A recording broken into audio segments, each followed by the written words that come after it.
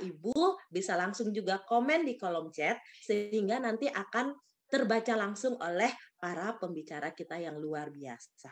Kan jarang-jarang kita bisa langsung mendengarkan dari sang peramu minyak farasnya, Bapak Ibu. Jadi saran saya, manfaatkan kesempatan pada malam hari ini untuk belajar dan langsung bertanya jika Bapak Ibu mempunyai keluhan atau pertanyaan. Nah, Bapak Ibu, karena waktu sudah berlalu terus, semakin malam, kita akan segera saja memasuki materi utama kita. Seperti yang saya katakan tadi, materi ini akan dibawakan langsung oleh seorang sosok yang sangat luar biasa, Bapak Ibu. Sosok yang begitu senang berbagi, dan beliau sendiri telah menekuni pengobatan tradisional ini lebih dari 20 tahun lamanya. Di mana kemampuan ini diwarisi beliau dari kakek beliau yang juga merupakan seorang penekun pengobatan tradisional. Sehingga beliau menjaga semua itu sampai akhirnya beliau bisa mendirikan satu perusahaan yang bergerak di bidang obat tradisional yang saat ini kita kenal dengan nama Faras. Dengan kerendahan hati beliau, hari ini khusus beliau meluangkan waktunya untuk berbagi bersama kita di eksklusif webinar ini untuk membagikan materi yang sangat luar biasa, yaitu menjaga kesehatan lambung saat puasa. Untuk itu segera saja kita panggilkan sang peramu minyak Faras dan juga Presiden Direktur dari PT Faras Sadan Nusantara, Bapak Putu Eka Suryawan. Pak Putu, saya persilakan. Ya, terima kasih Bu Niti. Hari ini cantik sekali. Terima kasih Pak Putu. Di mana ini Bu live-nya? Di rumah Pak. Oh, di rumah, oke. Karena waktu terbatas, saya ambil alih langsung ya Bu Niti ya. Silakan Pak. Selamat malam teman-teman semua. Gimana kabarnya hari ini? Bagi teman-teman yang beragama Islam, Muslim, selamat menjalankan ibadah puasa dan malam hari ini khususnya selamat berbuka puasa. Jadinya mudah-mudahan di sela-sela kekusukan puasa bisa mengikuti acara webinar sehat bersama Faras, sehat tanpa minum obat. Dan tema kali ini lumayan ya menarik, yaitu menjaga kesehatan pencernaan saat puasa. Nanti saya akan bahas sedikit itu. Hari ini saya bersama Bu Dr. Ami dan Pak Dr. Mustika. Jadinya saya pengen ngajak Bu Dr. Ami karena beliau Muslim dan beliau juga seorang dokter. Mudah-mudahan bisa menjadi memberikan inspirasi lebih banyak. Tapi sebelumnya mudah-mudahan suara saya bagus di setiap kota. Di mana saja Anda berada silahkan komen. Mudah-mudahan suara saya oke ya. Cuaca di Denpasar cerah. Bintang masih bertebaran. Jadinya oke saja. Ya, Manado hadir. Oke, jelas. Bandung, malam. Terus adakah yang Muslim di sini yang baru saja buka puasa? Boleh juga komen. Terus bagi yang non-Muslim pun ikut webinar ini sangat bagus sekali. Palu hadir, siapa itu ya? Probolinggo, Manokwari, wow, Manokwari. Jocelyn, Jogja, bagus Pak Putu, selamat malam, sehat selalu. Maumere, wow, banyak di timur ya. Jawa Timur, Pinrang. Mana lagi nih? Wow, ada Cikeas, Bogor, Semarang. Sangat jelas suaranya. Oke, sudah memasuki 200 peserta. Mudah-mudahan nanti di perjalanan bisa lebih banyak lagi yang hadir. Tapi ini di hari-hari seperti ini pun masih bisa 200 orang, begitu luar biasanya. Tapi kalau bisa naik lebih banyak berarti bagus sekali nanti pesertanya. Sebelum saya mulai sedikit pembukaan tentang sehat tanpa minum obat, mungkin ada baiknya kita cerita-cerita dulu dengan teman-teman. Ada 1-2 orang mungkin ada testimoni tentang produk Faras maupun Samples boleh, atau produk baru kita, tapi saya yakin ini belum beredar banyak karena baru saja launching minggu lalu produknya Matanaya. Ini promosi sedikit dulu ya. Ini Matanaya adalah produk yang saya buat khusus sebenarnya buat diri sendiri, di mana saya adalah orang yaitu dengan mata yang hampir di atas 5 jam sampai 10 jam per hari di depan HP atau di depan laptop. Jadinya saya kepikir ada nggak ya untuk membuat kesehatan mata. Akhirnya saya coba mencari, akhirnya dibuatlah produk Matanaya ini. Dan sebelum produk ini launching, saya sudah pakai sendiri produk ini dan lumayan lah, terasa lebih enak lah. Minimum mata saya tidak terganggu. Kadang-kadang memang agak perih kalau habis nonton. Setidaknya kebutuhan nutrisi akan mata vitamin mata tercukupi. Karena nggak mungkin lah saya makan wortel setiap hari, nggak mungkin saya makan tomat setiap hari, terus cari bilberry di mana gitu kan. Jadinya minimum kebutuhan kesehatan mata terpenuhi, sehingga saya tidak takut lagi di depan laptop. Anda bisa coba, nanti launchingnya sekitar mungkin bulan depan. Cekidot, nanti Anda bisa coba ini. Terus bagi teman-teman yang mau ngasih testimoni, silahkan share di sini atau raise hand. Bagi yang mau, boleh cerita, tapi ini pengalaman pribadi ya, tentang penggunaan minyak Faras, bisa tersembuhkan penyakit apa. Jangan ceritakan pengalaman orang lain. Pengalaman pribadi, pakai Samples Matanaya bisa untuk terapi gula darah enggak? Pakai Samples saja, jauh lebih bagus ya. Jauh lebih bagus, terus dikombinasi dengan minyak Faras. Karena ini lebih ke nutrisi untuk mata kalau Matanaya.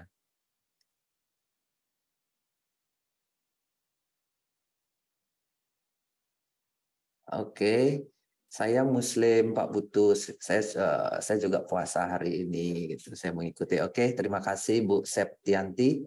Selamat menunaikan ibadah puasa dan selamat berbuka untuk hari ini. Ada yang mau? Wah, kok malah tanya Matanaya ya?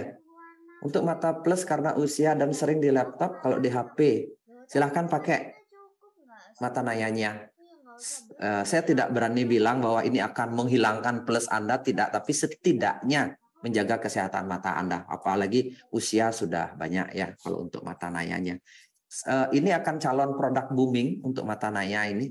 Besar sekali peluangnya booming karena mata itu yang paling terporsir di zaman sekarang. Bukan tenaga fisik, tapi mata yang paling capek dari semua panca indera kita. Makanya saya buat Matanaya, terutama untuk diri sendiri, apalagi bisa bermanfaat untuk masyarakat Indonesia. Ya. Ada lagi? Ada yang maukah? Mau sharing testimoni? Sakit apa saja? Asam urat, apa satu orang saja? Matanaya bisa untuk anak-anak, bisa. Satu pagi, satu sore cukup. Apalagi anak-anak yang suka main, para gamer itu, silahkan pakai Matanaya. Ini kandungannya sudah jelas sekali, semua untuk nutrisi mata kandungannya. Dan ini suplemen yang bagus sekali. Pagi sore satu-satu saja. Minimum anak-anak sekarang sangat susah sekali untuk dikasih wortel. Gimana mau kasih anak-anak wortel? Gimana mau kasih anak-anak tomat, pegagan, burberry, dan sebagainya. Itu sulit sekali. Tapi sebenarnya kalau bisa itu dikasih secara rutin kontinu, bagus. Tapi kalau tidak pun sudah ada Matanaya sebagai penggantinya. Jadinya kandungan nutrisinya lengkap untuk kesehatan mata. Himawan. Oke, silakan dibuka kalau ada yang mau sharing testimoni. Silakan. Satu orang sebelum ke Bu Dokter Ami. Silakan Himawan. Ini saya nggak lihat tadi. Panitia bilang ada satu orang. Malam, Pak. Oke, selamat malam. Malam. Siapa ini yang nggak kelihatan wajahnya? Coba di sorotnya mana? Oke. Sudah kelihatan Bapak. Hari ini kelihatan ganteng sekali. Silakan. Namanya Bapak siapa? Tinggal di mana? Saya Himawan dari Malang, Pak. Ya, silakan. Ya, ceritanya begini, Pak. Sebelum saya kenal Faras itu, ya, tiap awal puasa itu pasti gangguan, Pak. Gangguan apa, Pak? Gangguan mah. Ya. Jadi terus karena terbiasa apa ya, mungkin jarang puasa Senin Kamis ya, jadi waktu puasa itu di awal-awal pasti terasa kaget. Jadi Ya. sempat waktu buka itu, nah terasa mulai perih itu jam 9 ke atas gitu Pak. Jam 9 Jadi pagi. dan Oke. malam Pak. Kenapa Jadi pas malam ya waktu- Pak? Ya kan sudah buka itu. Iya, karena itu saya terasa mulai perih itu kok setelah Oke. buka itu ya. Setelah buka. Jadi Oke. ya, terus biasanya itu saya minum ini obat mah itulah. Ya. Jadi gitu ya mulai pagi setelah itu berangsur mulai berkurang. Nah, begitu sekarang sudah kenal Faras, ya alhamdulillah sebelumnya awal puasa itu saya selalu balur kan. Jadi tidak seberapa terasa gitu, terasa sakitnya itu. Dan Ya. kemarin lagi-lagi sempat ya, cuman saya gelontor terus sama Faras Klasik dan Care Hot. Oke. Jadi setelah saya balur minyak, itu udah terasa mulai berkurang Pak untuk masalah perih di lambung itu. Ya, jadinya Bapak merasa Dan- bermanfaat dengan adanya produk ini di saat puasa, Pak? Iya, sangat membantu sekali Pak. Jadi belum sampai berujung ke UGD Pak. Tapi nggak enak ya Pak ya? Oh Iya, sempat. nggak enak. Sempat dulu gimana? kalau sebelum puasa sih, cuman kalau masalah telat makan, Ya. itu saya selalu mengalami perih gitu Pak. Jadi misalkan Ya. sarapan pagi, Ya. saya tidak sarapan sampai jam 10, Ya. pasti malamnya pedih. Dan dini hari pasti ke UGD Pak. Ke UGD Pak? Iya, harus disuntik Pak, biar bisa meredakan rasa perihnya di lambung itu Pak. Oh berarti lumayan keras ya Pak ya? Iya. Soalnya Bapak cerita sambil ketawa gitu, tak pikir hanya ya sekedar perih dikit-dikit, tapi ternyata sampai ke UGD lumayan. Lumayan Pak. Jadi kalau awalnya pagi itu saya sudah lepas jam sarapan itu dari jam 6 bisa jam 9, pasti malamnya gitu Pak. Ya. Trouble itu. Terus sekarang alhamdulillah sejak saya kenal Faras, saya sudah hampir tiap tahun sudah jarang mah Pak. Oke. Ini sangat membantu sekali. Oke. Terima Itu aja kasih. sih, Pak. Ya, terima kasih. Sama-sama, Pak. Bapak nanti ini sebagai ucapan terima kasih nanti Bapak akan dihubungi panitia. Saya kasih bonus Faras Klasik buat Bapak satu. Terima kasih Pak Putu. Ya, oke, terima kasih. Selamat malam. Selamat malam. Ini ada raise hand ini mau ngasih testimoni mungkin ya? Mungkin Ibu Winarsih ini raise hand bener ya Ibu ya? Ibu mau ngasih testimoni kah? Ibu Winarsih? Oke, silahkan kalau mau.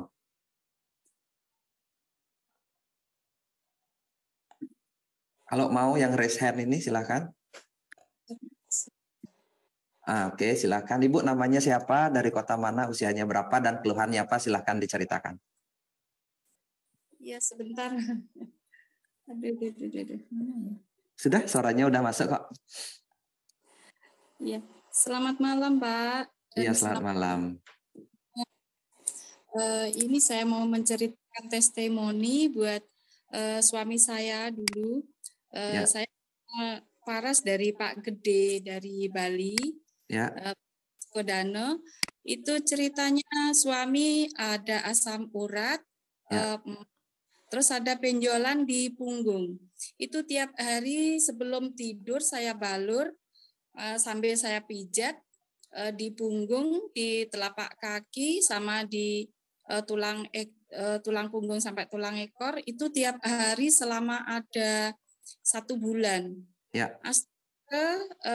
Benjolan yang di punggung suami saya lama-lama mengecil dan sekarang hilang, sampai tukang pijetnya itu heran, di mana itu benjolan yang di punggung Bapak gitu. Tanya itu sama ibu yang ngobatin gitu. Malah tukang pijetnya yang tanya. Balur dengan Faras. Asam kambingnya sembuh dan asam urat tidak pernah kambuh lagi, yang dulu sering bengkak dan tidak bisa jalan, sering sariawan, tiap hari itu sariawan terus sampai saya heran, Astongkaro berkat Faras, semua penyakit dari suami saya Astongkaro sembuh. Dan keponakan yang di Jawa juga saya kirimin itu Faras, dan alhamdulillah juga Pak sembuh. Demikian. Ya, Ibu, yang di punggungnya itu di punggung sebelah mana, Ibu? Apakah lumayan besarkah atau gimana, Bu, ceritanya? Sebesar telur bebek. Oh, besar ya? Sekarang sudah rata, Pak, enggak ada. Berkat Wow. saya. Ya. Terus kalau asam uratnya sampai bengkak gitu kah, Bu? Asam uratnya Bapak? Sampai bengkak merah dan tidak bisa jalan kemarin. Ya, gimana caranya Ibu pakaiin minyak Faras? Itu saya balur juga yang di sakitnya dan yang di untuk rutinitas itu yang di punggung, di tulang ekor itu sama telapak kaki, sela-sela jari kaki, dan yang disakit habis itu minum air hangat. Oh, itu betul. Tiap hari. Betul. Wah, bagus Bu. Jadinya setelah terapi ingat selalu minum air putih atau air hangat ya Ibu. Ya, biar asam uratnya jadi benar-benar jauh lebih bagus hasilnya. Sekarang selalu langganan Faras. Bukan hanya untuk suami kan, untuk satu keluarga kan Bu? Keluarga di Jawa juga, di Sulawesi, semuanya. Sebentar dulu, Ibu tinggal di mana? Sekarang ada di Kaltim Pak, dulu di Bali. Saya asli. Oke. Ya. Terima kasih banyak Bu karena waktunya terbatas. Jadinya terima kasih testimoninya. Selamat malam. Semoga sehat selalu bersama keluarga. Terima kasih. Nanti akan dihubungi panitia Ibu ya. Nanti saya kasih bingkisan juga. Ya. Oke. Saya pikir cukup 2 saja dulu karena waktunya agak terbatas ya Bapak Ibu ya. Karena kita akan komitmen selesaikan acara ini sampai jam 10 karena kita mulainya agak telat karena menghormati teman-teman muslim yang berbuka puasa. Dan saya sedikit dulu prolog sebelum masuk ke Bu Dr. Ami tentang, mudah-mudahan Bu Dr. Ami sudah siap. Jadinya saya sedikit prolog dulu tentang sebenarnya saya melihat efek dampak puasa itu. Dari data statistik sebenarnya saya melihat dan dari pengalaman saya pribadi ketemu banyak pasien, orang gangguan pencernaan itu kemungkinan besar sih bukan karena kurang makan ya atau karena puasa, tapi karena banyak problem lain juga dan dikombinasi juga dan muncul puncaknya pada saat puasa.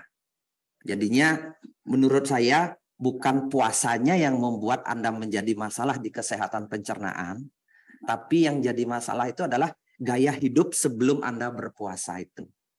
Itu yang paling berat yang harus kita perbaiki menurut saya. Jadinya makan yang tidak teratur, kadang-kadang makan yang berlebihan pun menyebabkan kita menjadi banyak gangguan pencernaan.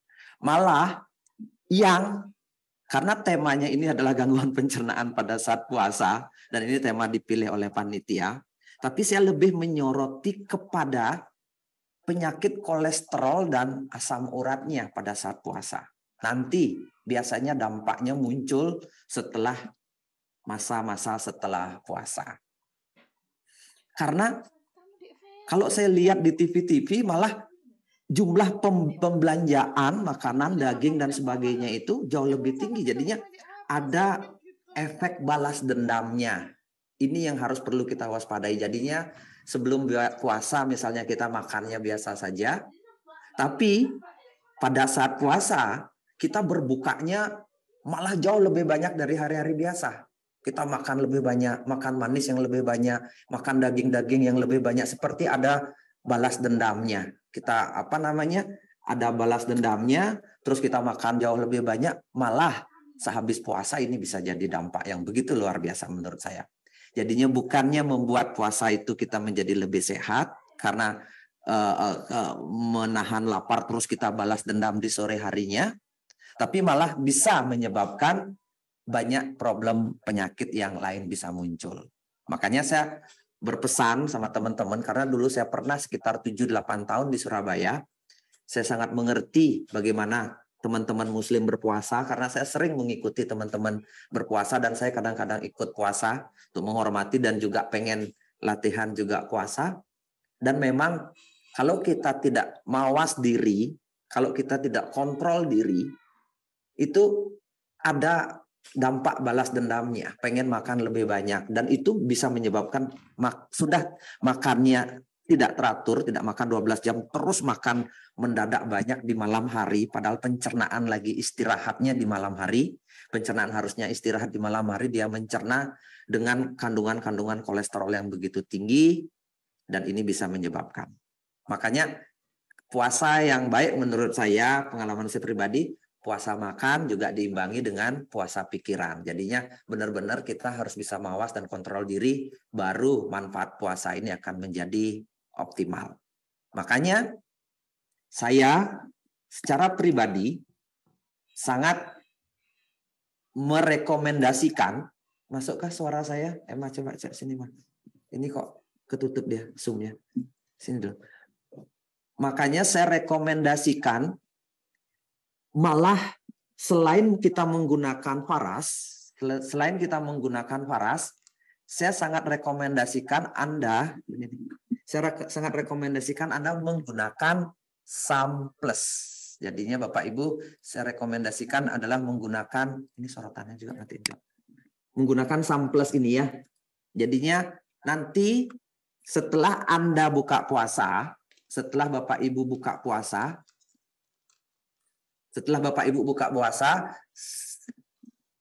konsumsi SAM+ 2 butir. Nah, itu pembukaan dari saya. Dan kalau Anda bepergian di saat puasa dan ada kecenderungan perih pencernaan karena memang 12 jam lebih Anda tidak makan, jadinya 12 jam lebih Anda tidak makan. Ini sorotannya coba. Ya. 12 jam tidak makan, saya sarankan bawa Parascare Hot. Jadinya bawa Parascare Hot kemana-mana. Kalau ada masalah di pencernaan di dada, di lambung, atau di perut, itu Anda tinggal gosokkan. Gosokkan saja, jadinya oles-oles, atau Anda bawa boleh juga Paras klasiknya. Seperti itu. Anda boleh jadinya 2 ini. Sorry ya, ini agak ininya saya. Oke, sudah. Mana? Sudah. Makasih. Jadinya Anda perlu bawa ini kemana-mana, atau kalau yang lebih kecil lagi Anda boleh bawa yang VR79-nya. Jadinya bawa ini. Jadinya ini tidak akan mengganggu atau membatalkan puasanya Bapak Ibu. Jadinya tidak akan membatalkan puasa karena ini tidak dikonsumsi atau tidak diminum. Jadinya ketika ada gangguan agak berat di lambung dan di perut terasa agak perih, tinggal kita gosokkan saja. Mungkin diam sesaat dari aktivitas, kita diam sesaat, gosokkan minyaknya, VR79-nya atau minyak Parascare Hot-nya, terus kemudian rasakan kehangatannya, jadinya hangat-hangatnya peppermint itu dirasakan, nanti Anda cium aromanya, bukan dikonsumsi ya, tapi dicium aromanya itu akan membuat kita akan fresh, kita akan jauh lebih fresh lagi, dan ada kemungkinan Anda akan bisa menjalankan puasa sampai buka puasa tanpa perlu batal lagi. Seperti itu. Jadinya 2 pesan saya, Bapak Ibu. Menjaga kesehatan lambung di saat puasa, saya sangat rekomendasikan dalam perjalanan, dalam bekerja, pakai 2 ini. Jadinya Parascare sama VR79. Silahkan Anda pilih yang mana. Kalau biasanya saya memilih yang Parascare Hot, yang hot ini. Jadinya kalau saya mual di perjalanan, kalau saya agak pusing, saya menggunakan ini. Jadinya bukan hanya di pencernaan, kadang-kadang kita pusing, itu kecapean, itu kita pakai ini. Terus di saat buka puasa, saya sangat rekomendasikan setelah Anda berbuka makanan berat dan makanan yang bersifat manis, itu 30 menitnya kemudian setelah Anda makan, konsumsilah SAM+ 2 kapsul, 2 butir ya. Konsumsi SAM+ 2 butir. Jangan sampai puasa itu nanti setelah lebaran muncul penyakit lain gara-gara makanan yang kita makan berlebihan. Tapi mudah-mudahan para orang yang hadir di sini tidak ada balas dendamnya ketika habis puasa. Jadinya benar-benar kita tetap menjaga irama makan walaupun kita puasa di siang hari dari pagi sampai maghrib. Mungkin itu dari saya Bapak Ibu, dan hari ini tidak akan ada contoh balur-balur karena waktunya sangat terbatas. Jadinya saya akan panggil langsung saja sahabat saya, Ibu Dr. Ami, ini dokter senior juga di Surabaya. Saya kenal beliau sudah lama, ketemu di Jogja.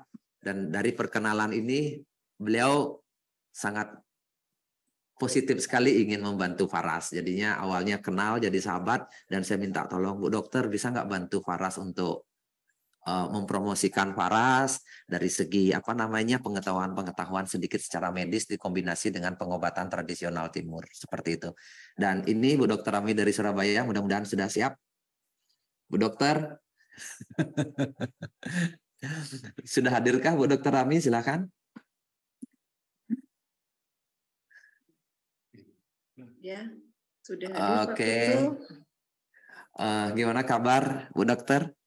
Baik, alhamdulillah. Pak Selamat Putu gimana kabarnya? Baik. Ibu, selamat menjalankan ibadah puasa. Oh Dan ya, terima kasih. selamat berbuka juga. Saya nggak berani Bu Dokter ngisi materi tentang selama puasa karena saya bukan Muslim. Jadinya Bu Dokter yang lebih layak, makanya saya undang di webinar ini. Bu Dokter yang ngisi dan kita nanti bisa diskusi dengan Pak Dokter Mustika. Ya, Pak Ibu Dokter sudah ya? hadir? Pak Sudah, Dokter sepertinya hadir, sudah tadi. Pak Dokter Mustika sudah? Selamat malam Pak Dokter. Terus selamat malam juga untuk teman-teman sahabat Faras yang hadir dari manapun. Sebelumnya saya ucapkan Assalamualaikum warahmatullahi wabarakatuh. Salam. Dan selamat berbuka puasa untuk teman-teman semua. Ini saya sebetulnya grogi ini diundang Pak Putu hadir di webinarnya. Apalagi ada Pak Dokter Mustika, wah semakin grogi saya. Bergabung dengan orang-orang yang luar biasa. Yep. Nah, sebetulnya saya juga bukan orang yang ahli di bidang puasa ya, tetapi saya akan membagikan sedikit pengalaman saya dan juga saya akan menyampaikan apa sih sebetulnya puasa itu, apa yang terjadi di tubuh kita, supaya kita kalau kita melakukan puasa dengan kita tahu apa yang terjadi di tubuh kita, keuntungan apa yang kita dapatkan, maka kita akan lebih semangat. Oke, ini yang sepertinya perlu saya ketahui. Tidak ada rasa keterpaksaan gitu. Dan saya karena basic saya dokter, saya akan membahasnya dari segi medis, bukan dari segi agama. Jadi teman-teman harap maklum ya.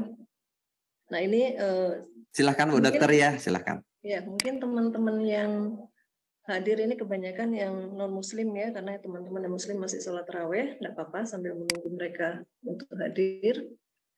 Saya rasa juga ada perlunya saya menyampaikan ini supaya teman-teman yang non Muslim pun juga tahu, karena puasa betul, Bu. Itu bukan hanya Muslim ya, sejak di Hindu juga ada kok puasa. Saya rasa semua agama ada ibadah puasa ya, dengan berbagai macam versinya tentunya. Betul. Kalau Islam mungkin 30 hari, terus umat Katolik itu lebih lama lagi 40 hari. Lalu mungkin umat Hindu pas hari raya Nyepi ya Pak Putu mulai pagi. Sama bulan hidup sama bulan mati juga Bu kadang-kadang. Oh gitu, berarti sebulan 2 kali. Paling tidak sebulan 2 kali ya. Ya. Dan itu 24 jam. Iya. Jadi lebih lama daripada umat Islam. Ya. Baik, karena waktunya terbatas, kebetulan saya diberitahu sama Emma kemarin, Bu Dokter waktunya 30 menit. Nah, cepat sekali. Boleh lebih, Bu. Saya biasanya kan kalau membawakan materi 1,5 jam. Ya. Jadi 30 menit, boleh tambah 10 menit lagi nggak, Emma? Jadi 40 menit. Ya. Karena tentu Dr. Wayan Mustika juga akan memberikan materinya. Biasanya beliau memberikan materi yang luar biasa, belum lagi dari Pak Putu. Baik, kita mulai aja ya. Saya akan menyampaikannya secara santai. Nanti teman-teman boleh bertanya pada akhir penyampaian saya. Mudah-mudahan aja apa yang saya sampaikan ini bisa memberi wawasan baru untuk teman-teman semua, baik yang Muslim maupun yang non-Muslim yang menjalankan ibadah puasa. Oke, kita mulai aja ya. Suara saya cukup jelas? Jelas, Bu Dokter. Jelas ya. Oh ya, terima kasih juga yang sudah menyapa saya. tapi belum bisa saya balas di layar chatting.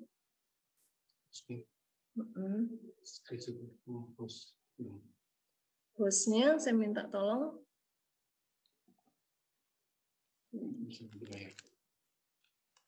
Oke. Untuk bisa share screen, Bu, ya? Iya, betul. Oke.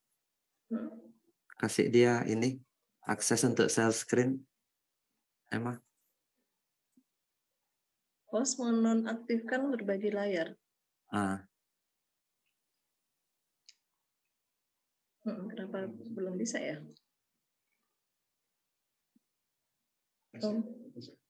Pak Pasek, untuk operator tolong saya diaktifkan. Sudah Bu. Oke, terima kasih.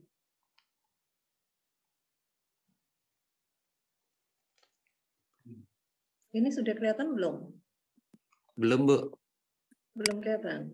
Gelap. Nah, ini tinggal full screen sekarang sudah. Oke, sekarang full screen ya.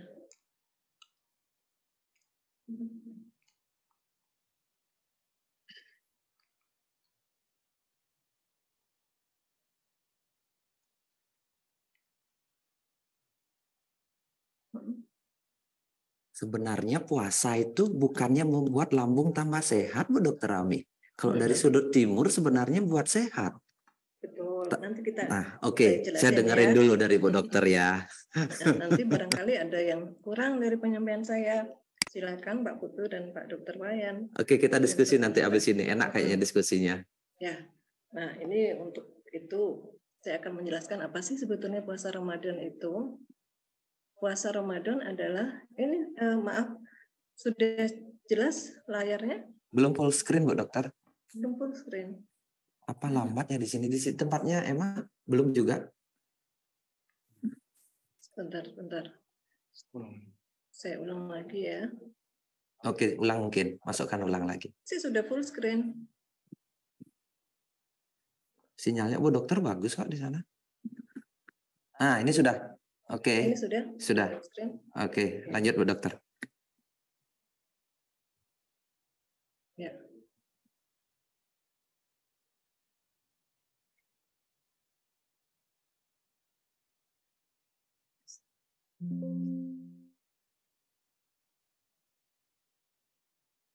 Ya. Ini jelas? Sudah kelihatan ya? Sudah Bu Dokter, silakan langsung aja.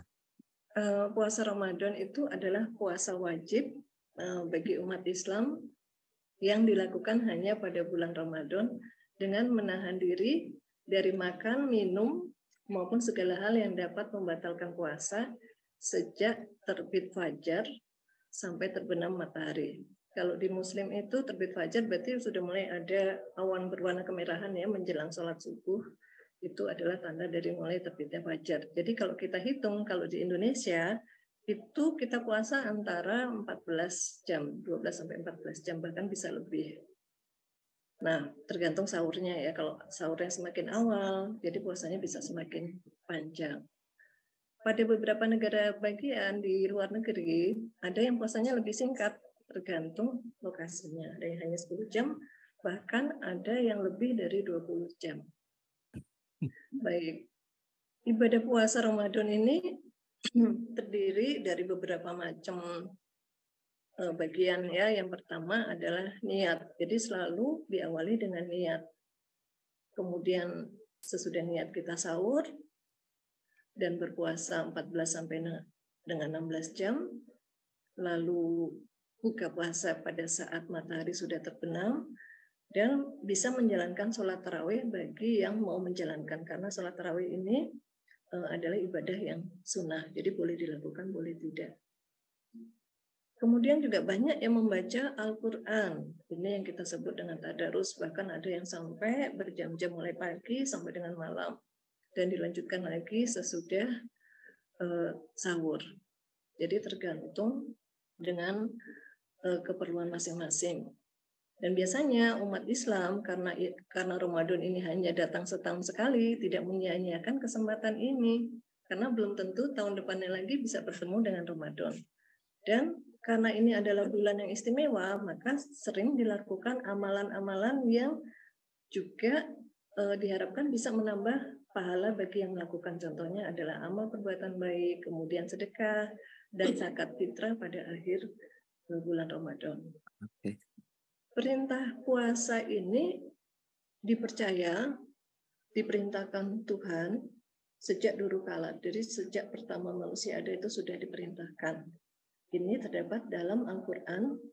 Saya mengutip salah satu aja ya, surat Al-Baqarah 183 bahwa hai orang-orang yang beriman, diwajibkan atas kamu berpuasa sebagaimana diwajibkan atas orang-orang sebelum kamu agar kamu bertakwa. Dari sini kita bisa melihat bahwa puasa ini sudah dilakukan sejak dulu kala, sudah ribuan tahun yang silam, dan berlanjut sampai dengan sekarang.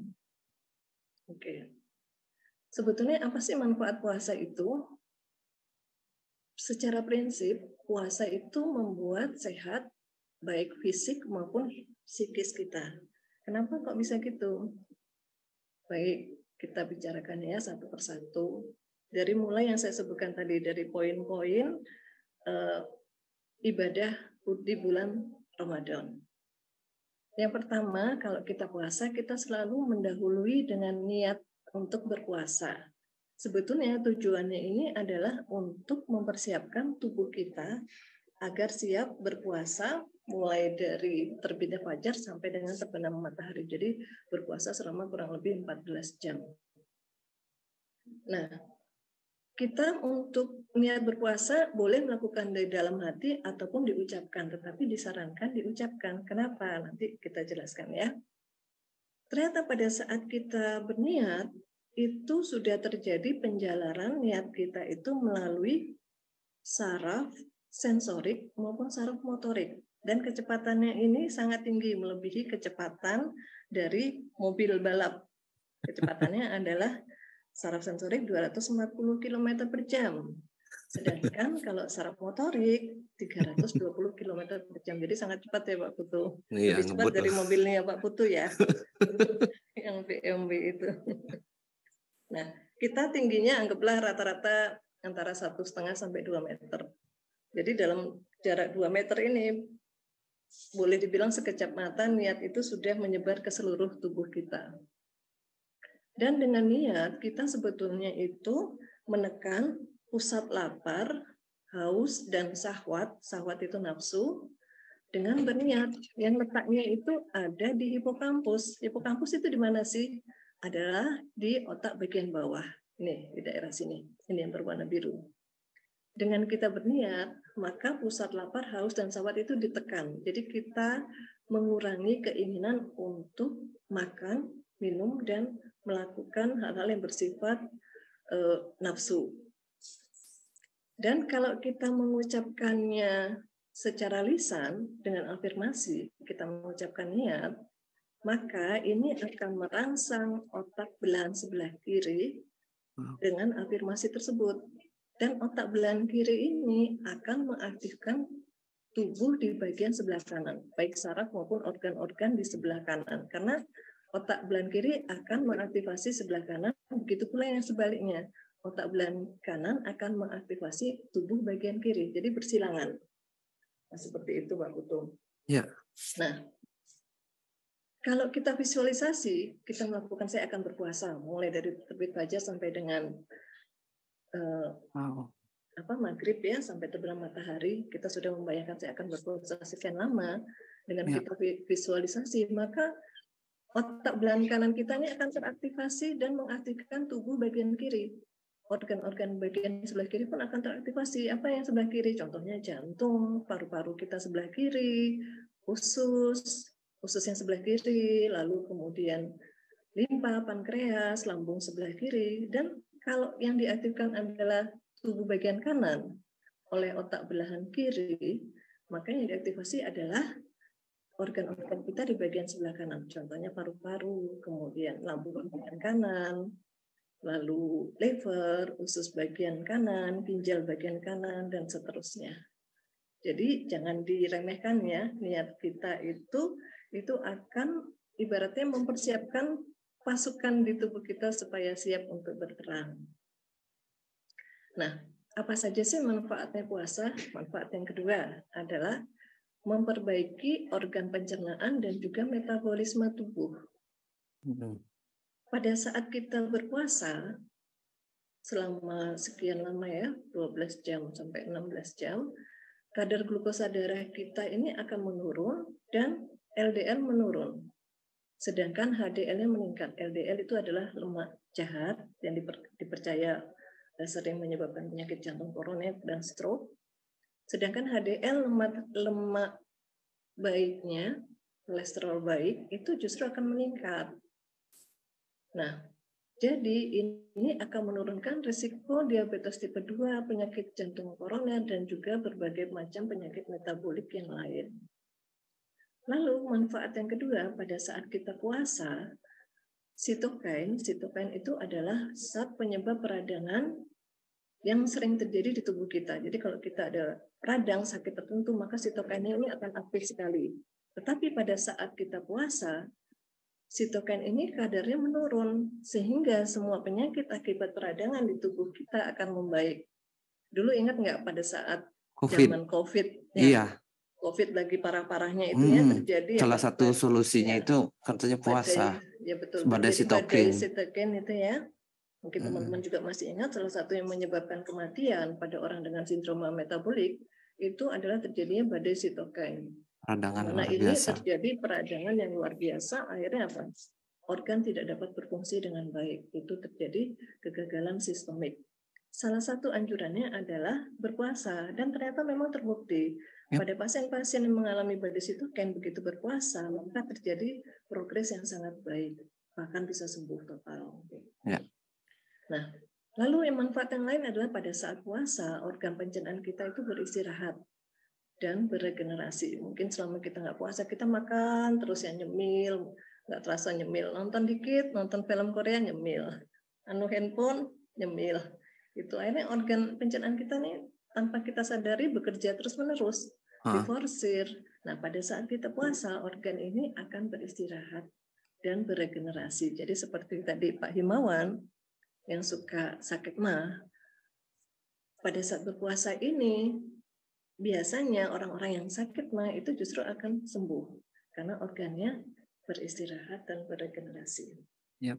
Kemudian kalau puasa kita lebih dari 16 jam, maka akan terjadi yang namanya autofagi. Autofagi ini adalah pada saat sel itu kelaparan karena puasa 16 jam, maka sel itu akan mempertahankan hidupnya dengan memakan sel yang sakit, sel yang mati, sel yang rusak, sel kanker, virus, benda asing, ataupun radikal bebas. Jadi yang dianggap musuh lah, gitu loh, dimakan semua. Sehingga dengan memakan benda-benda yang ini ya, sel-sel yang lain, contohnya sel kanker yang abnormal, kemudian virus, serta radikal bebas, kemudian sel-sel yang mati, maka terjadi proses apa? Pembersihan dari tubuh kita, dari sel-sel yang rusak. Terjadi proses regenerasi dan penyembuhan dari berbagai penyakit. Hal ini sudah diteliti selama lebih dari 30 tahun oleh Yoshinori Ohsumi. Beliau adalah seorang dokter dari Jepang. Karena penelitiannya ini yang menemukan autofagi, dan di mana autofagi ini terjadi pada puasa yang lebih dari 16 jam. Maka penelitian beliau ini pada tahun 2016, ya benar sekali Pak Putu, mendapat hadiah Nobel pada bidang fisiologi dan kesehatan. Jadi pantes saya Bu Dokter, kalau saya puasa itu, habis puasa itu enteng rasanya badan. Tapi saya bilang yang 24 jam ya Bu ya. Rata-rata kalau saya puasa itu 30 jam. Karena sebelum puasa itu wajib tidak makan 6 jam sebelumnya. Jadinya kan total 30. Habisnya itu besoknya itu enteng banget tubuh saya terasa. Seperti dunia baru rasanya. Betul, mungkin ini ya juga penyebabnya. Autofagi, ya. Jadi terjadi proses itu tadi, detoksifikasi dengan cara puasanya lebih dari 16 jam. Apakah kalau puasanya kurang dari 16 jam tidak terjadi autofagi? Terjadi juga, tetapi yang terbaik adalah kalau lebih dari 16 jam. Oke, kita lanjut ya. Dan yang ini nih, puasa mengaktifkan gen sirtuin yang memperlambat proses penuaan. Nah, ini diselidiki pada tahun baru aja sih sebetulnya tahun 2001. Nah, Gen sirtuin ini adalah gen yang terdapat di mitokondria. Mitokondria itu adalah bagian sel di mana fungsinya itu mirip seperti tungku, memasak makanan, kemudian menghasilkan energi untuk tubuh kita. Jadi kalau kita merasa lemah, itu artinya mitokondria kita itu kurang menghasilkan energi dengan baik. Pada mitokondria ini terdapat, ini ya, kalau kita lihat ini selnya, ini yang saya tunjuk ini, kemudian kalau gambarnya diperbesar ini ya, yang berwarna hijau, ini adalah mitokondria. Setiap sel pasti punya mitokondria, selain mempunyai inti dan organel yang lain. Nah, mitokondria ini terdapat gen yang namanya sirtuin. Dan saat ini ditemukan sirtuin 1 sampai 6. Jadi diberi nomor 1 sampai 6. Tetapi sebetulnya sekarang udah ada ketemu lagi lebih dari 6. Tapi pada saat materi ini, penelitian ini ditampilkan, itu baru tertulis 1 sampai dengan 6. Gen ini sebetulnya adalah gen yang tertidur.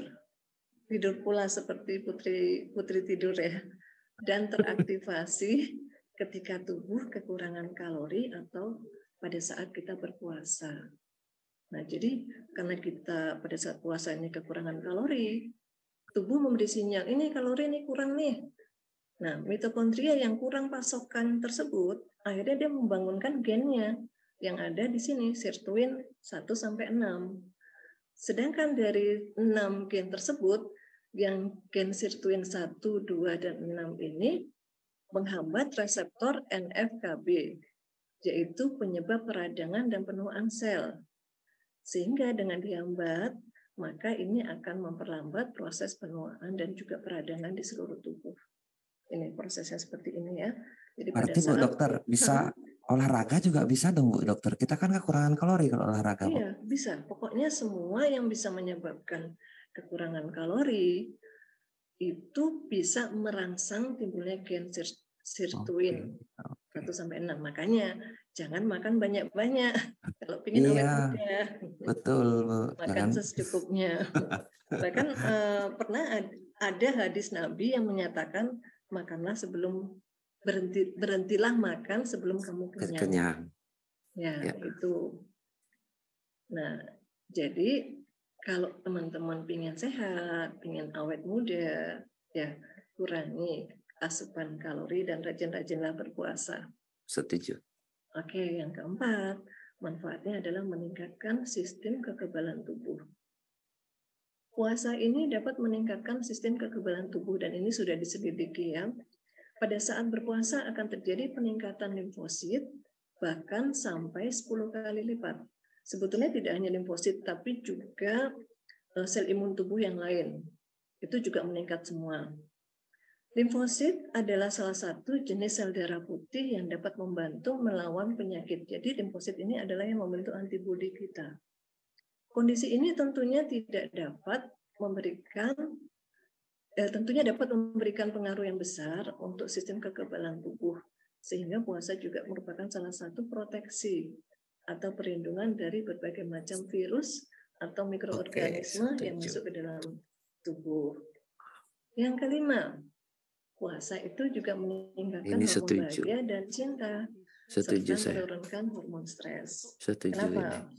Puasa itu membuat tubuh memproduksi hormon endorfin yang dapat membantu meningkatkan mood.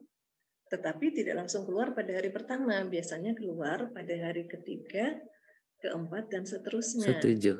Sehingga pada hari ketiga, keempat, dan seterusnya emosi kita itu lebih terkontrol. Lebih stabil. Ya, lebih stabil.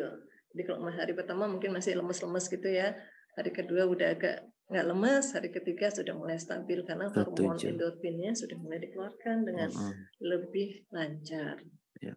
Terus pada saat kita melakukan perbuatan baik, pada saat bulan Ramadan, menginfakkan harta kita, kemudian beramal, sedekah, terus menahan dari semua hal yang bisa membatalkan puasa, maka ini akan meningkatkan stimulasi pada nukleus accumbens. Nukleus accumbens ini letaknya juga di kepala, dekat hipotalamus tadi ya, beda cuma sedikit jaraknya dari hipotalamus. Pada saat terjadi rangsangan karena kita melakukan perbuatan baik, ini akan melepaskan hormon dopamin. yang menimbulkan rasa bahagia. Dan karena secara psikologis puasa itu menimbulkan suasana batin yang tenang dan teduh, karena kita juga selain berpuasa kita juga mendengar lantunan ayat-ayat Al-Quran, kemudian juga suasana lebih tenang, otomatis rasa amarah kita itu juga akan lebih menurun, sehingga menurunkan hormon adrenalin dan juga hormon stres lainnya seperti kortisol dan noradrenalin. Ini yang berperan di sini adalah kelenjar pituitari, di mana kelenjar ini menghasilkan hormon bahagia, cinta, dan juga merangsang hormon dan juga ini menyebabkan hormon-hormon kelenjar yang menghasilkan hormon stres itu berkurang bekerjanya. Jadi produksi hormon stresnya juga berkurang. Ini saya kok ngomongnya belepotan ya. Grogi ini sama Pak Putu. Enggak, bagus Bu. Ini tersistematis penjelasannya Ibu, menarik sekali. Lalu yang keenam, ini pada saat kita puasa itu kan kita juga menjalankan sholat-sholat, tidak hanya sholat wajib yang 5 rakaat itu 5 waktu, tetapi juga menjalankan sholat sunnah, sholat taraweh, ataupun sholat sunnah-sunnah yang lain. Dan setiap kali kita sholat, kita itu melakukan suatu ritual yang bernama sujud. Jadi kepala kita letakkan di lantai yang posisinya paling rendah kepala kita. Nah, seperti ini. Ya. Nah, pada saat kita sujud tersebut, maka darah akan banyak mengalir ke daerah prefrontal cortex, kemudian lobus parietalis serta ubun-ubun. Di mana ini daerahnya itu ini. Di mana daerah ini pada saat posisi kita berdiri gini, itu aliran darah menuju ke sana itu sangat sedikit. Nah, dengan kita bersujud, maka aliran darah ini akan lebih lancar menuju daerah tersebut. Dan daerah ini adalah merupakan daerah prefrontal itu adalah pusat ini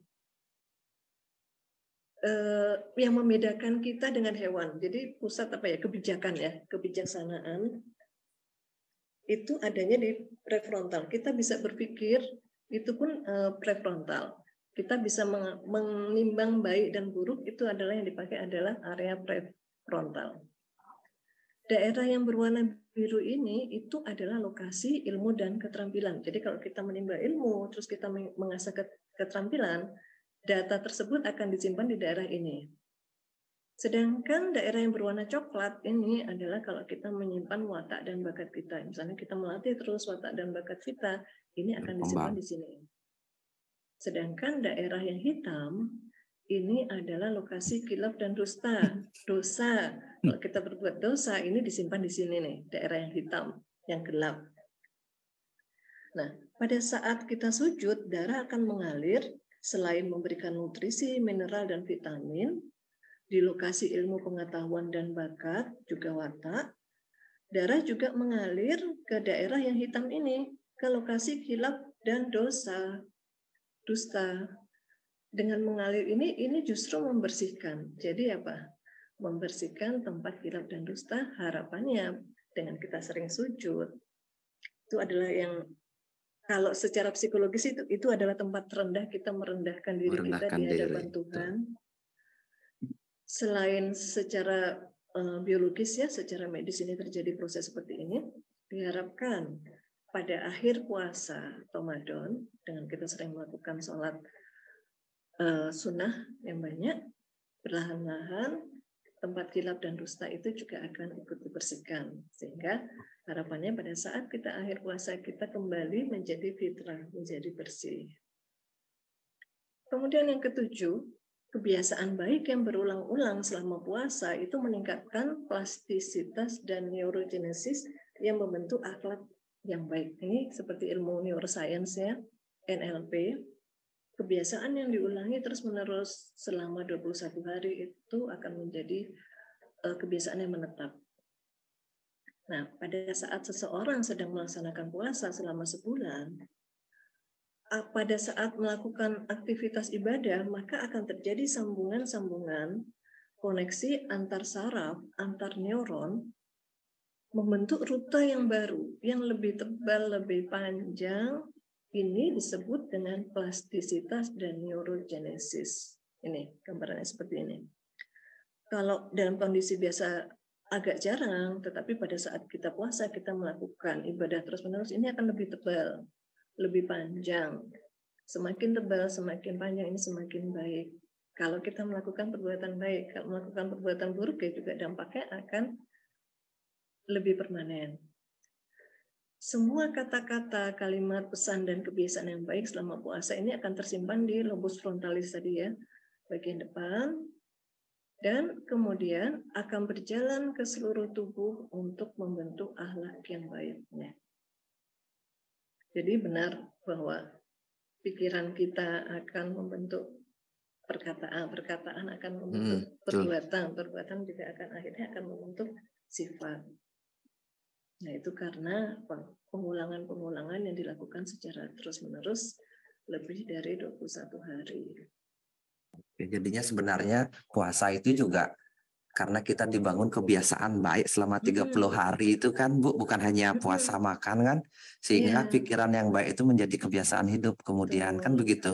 Ya, jadi diharapkan sebetulnya itu adalah seperti pencetus saja di bulan Ramadan, tetapi yang benar adalah dilanjutkan terus bahkan sesudah Ramadan itu selesai sampai kita ketemu. Setidaknya menetap pikiran baik itu kan Bu, akhlak baik itu kan. Itu sebagai pemicu. Habis itu tinggal diteruskan, dilakukan terus menerus. Nah, waktu ini Bu Dokter saya kan ikut yoga ini. Salah satu gerakan yang penting di yoga itu headstand. Headstand tahu ya, kepala di bawah itu. Jadinya berdiri pakai kepala di bawah. Dan itu memang untuk aliran darah ke otak dan itu baru saya tahu manfaatnya dari Bu Dokter tadi jelaskan.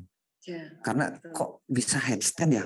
Rasa soalnya merah jadinya kepala itu karena kan di atas 30 detik sampai 1 menit kita tahan kepala di bawah, kaki kalau bisa diangkat setinggi mungkin atau pokoknya pantat lebih tinggi daripada kepala, intinya begitu. Betul. Dan itu posisi penting dan itu harus sering dilatih supaya darah mengalir ke otak katanya biar awet muda gitu. Tapi penjelasan Bu Dokter tadi lebih bagus lah daripada hanya sekedar bilang awet muda. Tapi saya akan membagikan sedikit pengalaman saya. Ada Pak Putu mengerti saya akan menyampaikan melakukan apa sih sebetulnya puasa itu dengan ini. Apa yang terjadi di tubuh kita supaya kita apa? Kalau kita melakukan Bu Dokter double suaranya. Tahu apa yang terjadi di tubuh kita. Double nggak suaranya? Dan apa yang kita dapatkan, maka matiin kita dulu. Coba. Rekaman tidak ada rasa keterpaksaan gitu. Dan saya karena basic saya dokter. Sebentar Bu Dokter diam dulu ya. Coba bisa nggak dimatiin suaranya Bu Dokter itu? Dari segi agama. Jadi teman-teman harap maklum ya. Nah ini mungkin teman-teman yang hadir. Sebentar. Coba di out dulu Bu Dokter terus masuk lagi bisa nggak ya? Oke, udah bisa? Oke, Bu Dokter coba ngomong Bu Dokter sekarang. Sudah jelas? Oke, sudah. Kok ada double ya tadi ya? Kenapa itu Bu ya? Ibu ada Bu Dokter Ami kedua kayaknya di Zoom ini. Ada makhluk dari dunia lain ikut nyambung. Iya. Kok tumben Zoom saya bertahun-tahun ini Bu Dokter muncul. Ini kita ngomong sesuatu yang baik jadinya di dimensi lain datang juga ya. Iya, saya kira tadi itu ada teman orang lain ngomong. Iya, ikut nimbrung. Tapi saya dengerin kok suaranya Bu Dokter. Iya, kok suara dari yang terlambat gitu kan. Dokter alam lain. Kita lanjut ya. Oke. Nah, ini sebetulnya pentingnya itu di sini. Nah, saya sendiri itu tidak setuju kalau kita berpuasa terus berbukanya itu jor-joran. Ini yang saya bilang Bu. Itu sebetulnya menyalahi dari makna puasa sendiri. Karena puasa itu sebetulnya kan menahan dari hawa nafsu. Pada saat kita makan jor-joran itu apa, nafsu kita itu ibaratnya tidak berkurang, tetapi hanya berpindah tempat, berpindah waktu saja. Ada kemungkinan Bu Dokter, pemahaman kita yang belum bagus kan dengan penjelasan Bu Dokter secara ilmiah tadi kan bagus. Jadinya orang jadinya paham, jadinya bukan hanya sekedar kewajiban, tapi kan pemahaman itu mungkin diperlukan juga. Karena Coba kita lihat di bulan puasa, konsumsi masyarakat Indonesia bisa 2 kali lipat loh Bu Dokter. Biasanya menghabiskan uang 100.000 per hari, di bulan puasa bisa 200-300.000 untuk konsumsi. Betul. Dan penyakit sindrom metabolik akhirnya meningkat drastis. Betul. Ditambah lagi pada saat Lebaran, makanan yang disajikan adalah makanan yang bersantan, berdaging, ya, betul. akan semakin memicu. Nah, ini kita bukannya sehat, malah jadi sakit dan hanya merubah jam makan, malah makannya kita malam habis-habisan Dokter. Betul. Ini yang harus diperbaiki benar-benar. Kalau saya paham tadi, saya tidak akan melakukan ini karena saya tahu makanan akan bisa saya awet muda dan sebagainya. Saya tidak akan balas dendam sepanjang buka puasa. Kalau bisa makan seminim mungkin ya. Seminim mungkin, sebisanya, secukupnya. Iya. Nah, tips saya yang pertama tips ini saya ambil dari pengalaman saya pribadi sih ya. Hindari makan dan minum berlebihan saat sahur dan berbuka puasa. Makanlah seperti biasanya. Kita ini hanya merubah jam makan, tetapi jangan menambah jumlah kalori yang masuk. Menambah pengeluaran karena akan merusak dari tujuan berpuasa itu sendiri. Ya, makanlah secukupnya. Kemudian pada saat kita berbuka puasa, itu makan makanan yang ringan dahulu. Berbukanya jangan kalap langsung makan yang besar, tetapi makanlah yang ringan, misalnya kurma dan air putih untuk membatalkan puasa ya. Kurma cukup 3 buah itu. Pertama fungsinya adalah untuk mempersiapkan tubuh untuk kita makan. Dengan kita memakan makanan yang ringan dulu, tubuh ini akan dipersiapkan untuk memakan makanan yang lebih banyak. Terus jangan terburu-buru, kunyah dengan perlahan-lahan. Jangan karena banyak makanan di depan kita seperti seolah-olah balas dendam. Wah, ini aku nggak makan. Udah makan yang 3 kali dijadikan 1. Nah, itu nggak boleh sebetulnya. Kenapa? Kita harus mengunyah perlahan-lahan. Pertama, kita mempersiapkan tubuh kita. Dengan kita mengunyah perlahan-lahan, enzim di mulut kita ini akan tercampur dengan merata di makanan, dan ini juga akan mengurangi beban lambung pada saat makan. Dan pada saat kita mengunyah, itu otak akan memberikan sinyal pada lambung untuk mulai mempersiapkan mengeluarkan asam lambung secara perlahan-lahan. Nah, jadi makanya kalau kita mengunyah secara perlahan-lahan itu akan mengurangi asam lambung, akibatnya apa? Penyakit gastritis, GERD juga akan berkurang. Yang menjadi masalah itu kan kalau kita makan secara cepat, asam lambung belum tersedia, lambung ini belum juga siap untuk bekerja, sedangkan ini sudah ada makanan, otak langsung akan memberikan perintah pada lambung, ini loh ada makanan, ayo keluarkan sebanyak-banyaknya tanpa persiapan. Asam lambung yang keluar secara mendadak dalam jumlah besar itulah yang menyebabkan gastritis. Berarti ini problemnya orang gangguan lambung saat puasa kan Bu Dokter? Bukan puasanya yang bermasalah kan? Tapi setelah buka puasanya dia makannya ngamuk. Betul. Pertama tergesa-gesa, buru-buru, makannya banyak, makannya kalap. Yang kedua, kayak setahun nggak makan. Kalap. Yang kedua, itu jumlahnya terlalu besar. Mendadak lagi. Mendadak, akhirnya apa? Dan berminyak, bersantan, manis. Nah, itu kan sudah bukan makanan yang sehat. Nggak boleh, Bu. Akhirnya itu meningkatkan asam lambung. Tidak salah kalau lambung kita menjadi iritasi, menjadi luka, gitu ya. Jadinya problemnya adalah di saat buka puasa, bukan di puasanya kan sebenarnya yang menimbulkan luka lambung, Bu Dokter. Betul, puasanya sendiri kan sangat bagus tadi kita bahas. Ya, sebegitu banyak manfaatnya. Tapi ketika aksi balas dendamnya terjadi, disitulah masalah mulai muncul. Betul. Nah, kalau saya sendiri, saya cuma mau sharing. Kalau saya biasanya habis buka puasa, saya cuma minum segelas air putih, kemudian sedikit camilan ya, kurma. Atau kalaupun misalnya ada seperti kolak, saya cuma makan sekitar 2 sendok gitu. Habis itu sholat maghrib, tubuh kan sudah mulai dipersiapkan nih untuk makan. Baru saya makan pun tidak banyak. Karena apa? Saya masih harus sholat tarawih dan juga sebentar lagi akan tidur. Pada saat kita makan terlalu banyak terus kemudian kita tidur, nggak itu bagus. juga problem lagi. Ya. Itu menjadi masalah yang baru. Oke. Nah ini salah satu tips juga adalah menghindari makanan dan minuman yang meningkatkan asam lambung dan gas. Misalnya makanan yang berlemak, tepung-tepungan, biasanya kan goreng-gorengan, kemudian pedas, soda, kopi. Ya, kopi, alkohol, kubis ya. Kubis ini juga meningkatkan gas di perut kita. Jadi hindari pada saat kita berbuka puasa sedapat mungkin. Makanlah makanan yang menyehatkan organ pencernaan, misalnya makanan yang mengandung probiotik. Contohnya adalah tempe. Tempe itu probiotiknya tinggi. Apalagi kalau dimakan mentah. Tempe itu camilan saya di rumah itu tempe mentah, Bu. Tempe mentah, betul. Untuk kesehatan atau ngirit, Bu? Dua-duanya. Karena daging mahal ya. Kalau goreng minyaknya mahal sekali. Bercanda ya sama. Ya, tempe, terus tape itu juga mengandung banyak probiotik, yogurt. Tapi kalau yogurt dan tape hati-hati pada orang yang masih ada luka di lambung ya. Kalau tidak ada luka di lambung, hajar aja nggak apa-apa. Terus sayur ini juga bagus karena ini adalah sumber dari prebiotik. Beda dengan probiotik, bedanya ini prebiotik itu adalah tempatnya untuk probiotik tubuh. Udah 1 jam. Oke. Ya. Ini panitia komplain, Bu dokter, sudah 1 jam katanya, nggak terasa. Ini sudah hampir selesai kok. Iya. Nggak apa-apa, lanjut aja, jangan pedulikan, Bu dokter.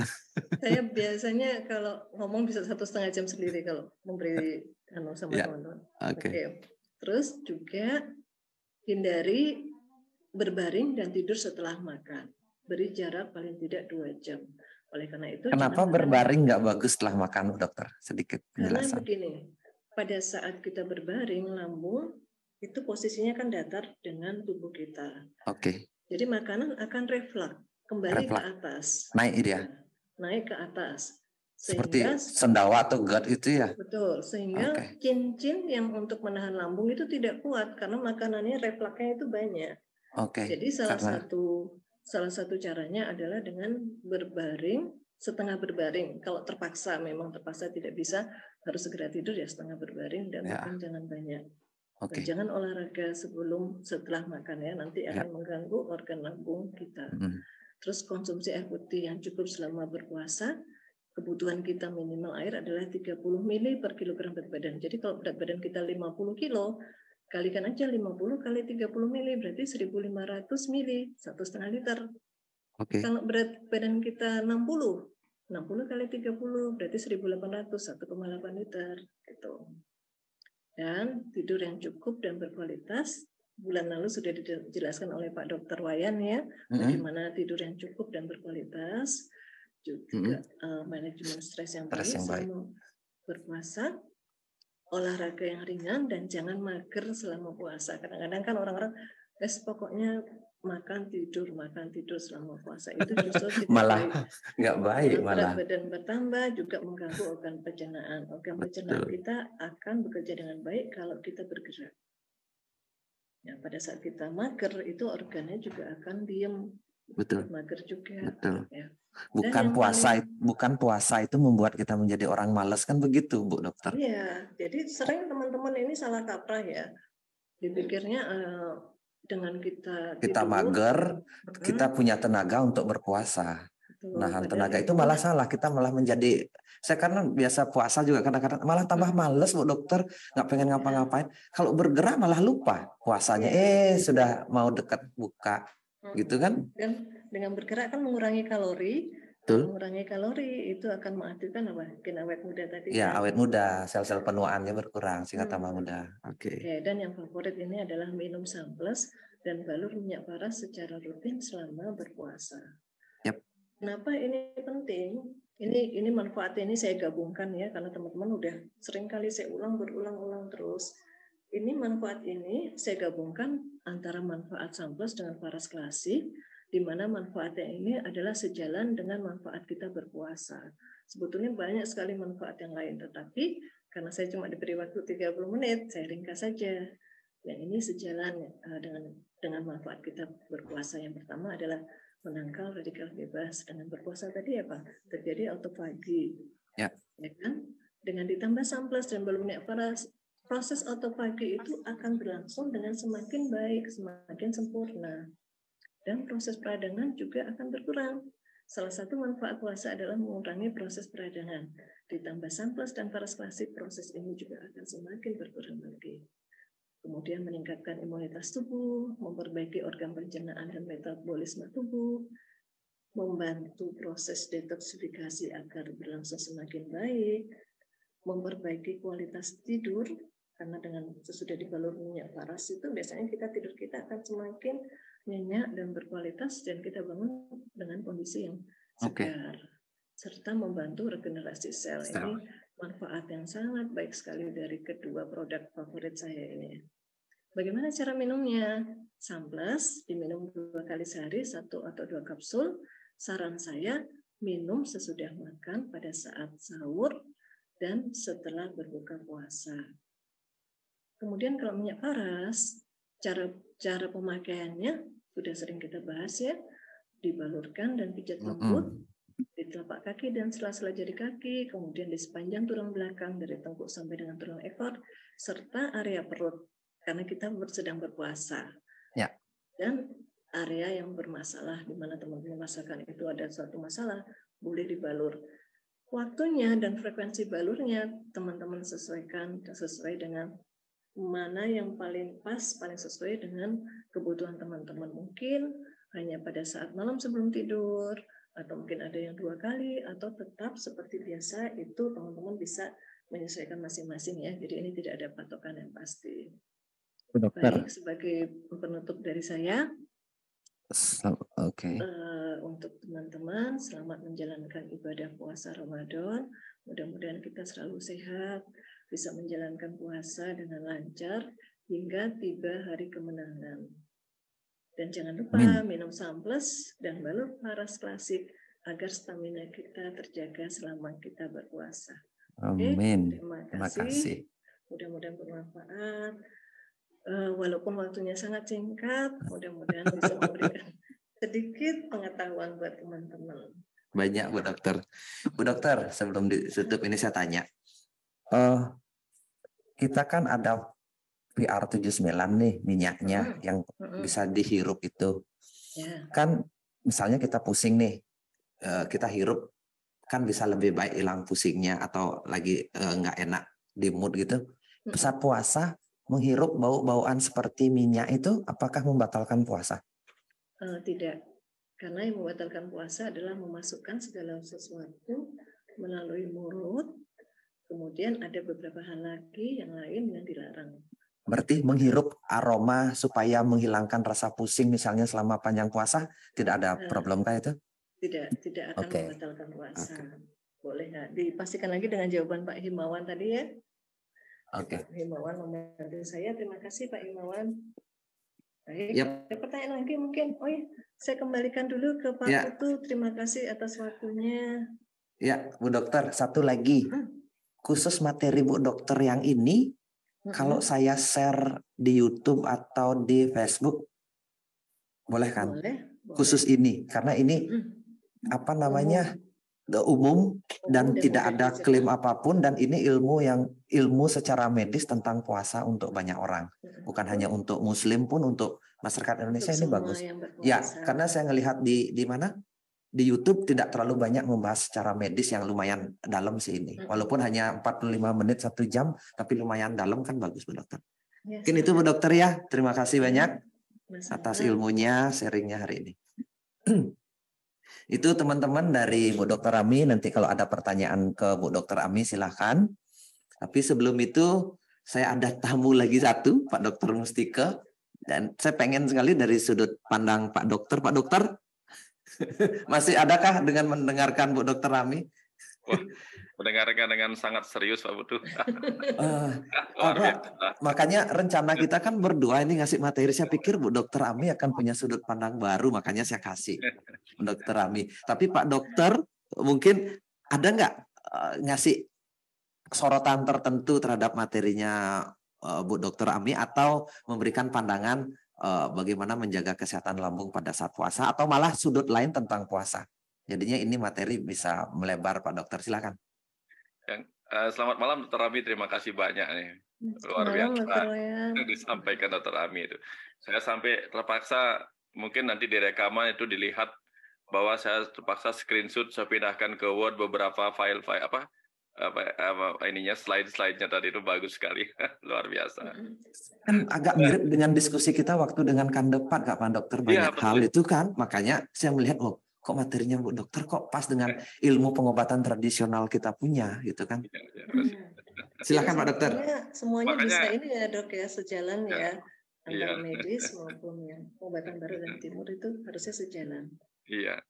Makanya saya menarik tadi ketika pada saat orang sujud itu kan di sini ada bagian tempat tersimpannya dusta itu ya, dusta. Makanya saya jadi tiba-tiba teringat, oh iya, jadi kalau kita merasa melakukan sesuatu yang salah atau hilaf tuh, pasti kita terjidat, aduh gitu. Atau kadang-kadang ingin membenturkan kepala Pak Dokter kalau kita lagi merasa ini.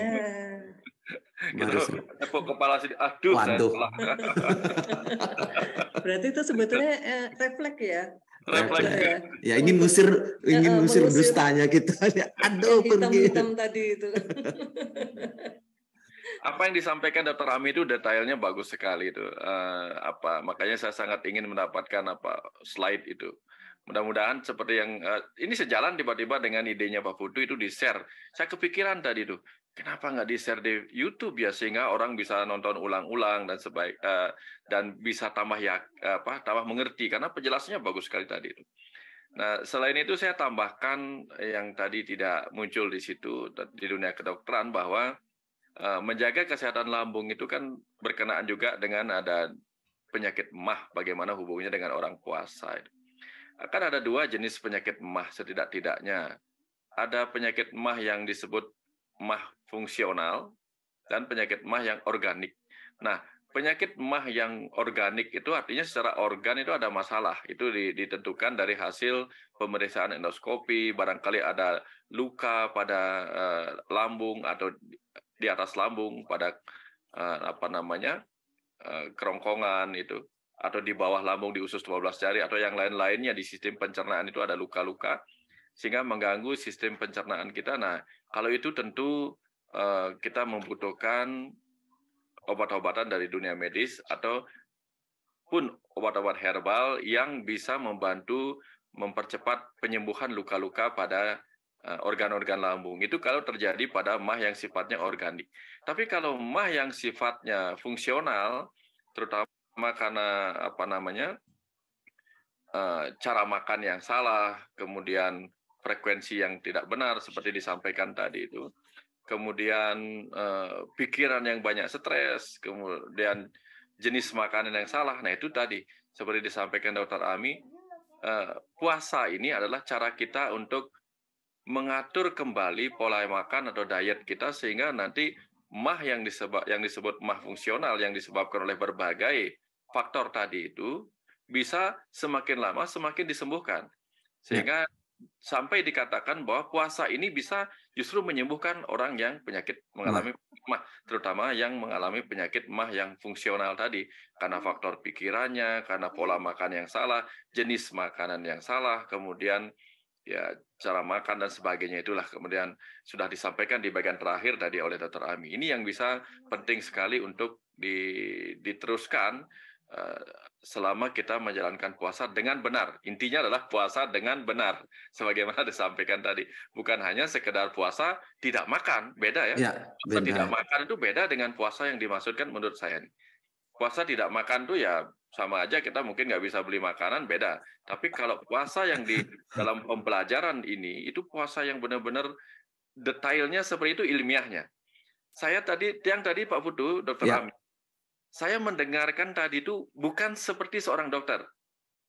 Tapi saya mendengarkan apa yang Dr. Ami sampaikan seperti setitik sel di dalam tubuh kita yang berterima kasih karena apa?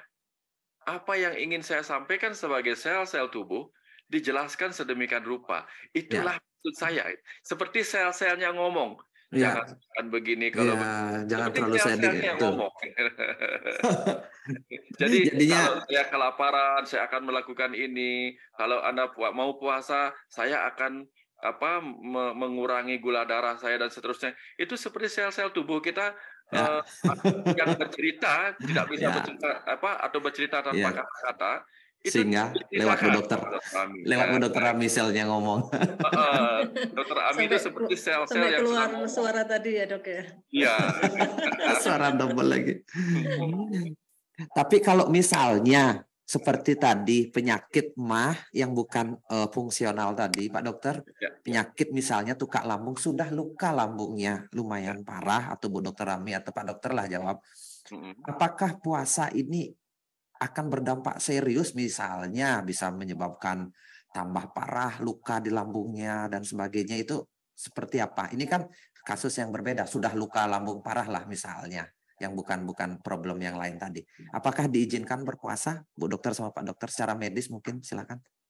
Ya, tentu saja biasanya karena kalau ada sesuatu yang luka di jaringan-jaringan organ tubuh asam lambung kita, tentu akan diupayakan supaya asam lambung itu tidak meningkat atau tidak diproduksi yang menyebabkan dia bertambah parah lukanya. Artinya sama aja kalau kita lagi luka dikenain cairan asam HCl, itu HCl contoh asam lambung itu seperti cairan yang kita gunakan Prostek itu misalnya itu kalau kena luka kan sangat-sangat tidak bagus, sangat-sangat memperburuk. Nah, itu sebabnya diupayakanlah dikurangi produksi asam lambungnya, sehingga diberikan obat-obat yang mencegah produksi asam lambung berlebihan dan bisa menguranginya, ditambah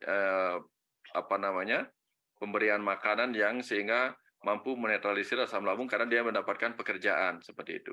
Ya. Tetapi biasanya kalau dia dengan kondisi mah organik tadi seperti tadi itu, dokter akan memberikan dia obat-obatan lebih dulu, tergantung juga kepada keparahan jenis kondisi mahnya itu. Diberikan obat-obatan sehingga nanti pada saat masa puasa itu tidak akan terjadi halangan ketika melakukan puasa itu. Nanti akan dibantu dengan pengurangan asam lambung. Mungkin juga bisa dicoba jalankan Pak Dokter ya, puasa 3 jam lewat jadi 6 jam lewat. Kalau tidak ada masalah mungkin tidak ada masalah mungkin.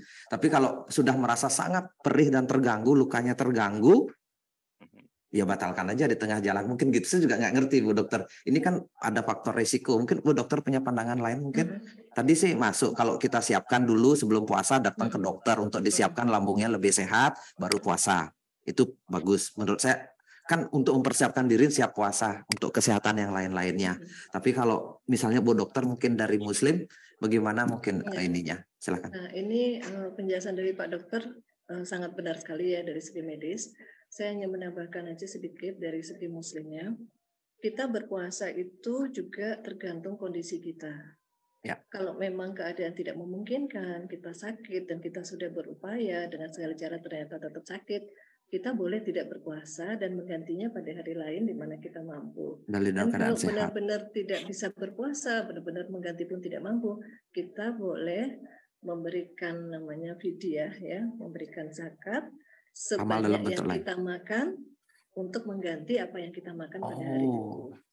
Berarti intinya kalau orang sakit, anggaplah tukak lambung berlebihan yang tidak memungkinkan melakukan puasa, boleh dibatalkan saat itu dan boleh digantikan di hari lain. Di hari lain, orang yang sakit parah, orang tua, terus kemudian mungkin ibu yang menyusui kondisinya mungkin tidak memungkinkan untuk puasa, kita boleh mengganti di hari yang lain. Oke.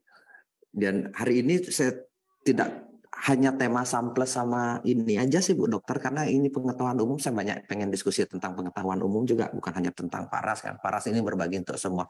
Saya tanya sama Pak Dokter, Pak, kenapa ada fenomena orang balas dendam itu Pak Dokter? Karena sama kayak nyepi di Bali kan Pak Dokter. 2 hari sebelum nyepi, itu sebelum pengerupuan, itu minimarket, supermarket diserbu habis semua barang Pak Dokter. Orang yang biasa pengeluaran misalnya 100.000 bisa mendadak jadi 500.000. Omset minimarket itu jauh lebih besar daripada hari-hari. Padahal mau nyepi. Jadinya seperti ada orang ketakutan sama.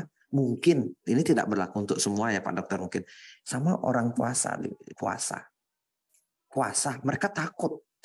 Makanya sudah sebelum buka pun mereka sudah mempersiapkan makanan banyak, masak makanan yang enak semua dengan jumlah yang besar dan sebagainya. Seperti ada rasa ini dari segi mindset itu nggak boleh kekurangan kita. Tadi sudah kita minus, sekarang harus plus lebih gitu loh. Tadi kan minusnya banyak ini selama 12 jam. Nanti harus ini kita rugi 12, kita harus nambah nanti 14 ini.